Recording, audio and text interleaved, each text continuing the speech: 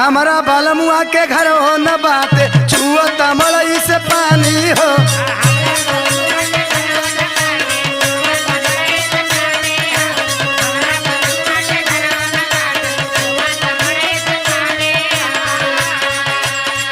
इहो परेशानी बकाए सखी। अरे सुना ना हमार बतिया पहले पूरा तू लोग सुन ल जा। बतावा बतावा। सावन में बाबूजी विदा न कइले हमरा बढ़ल परेशानी हो।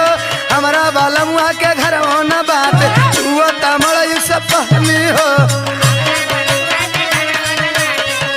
तमड़ई से पानी हो।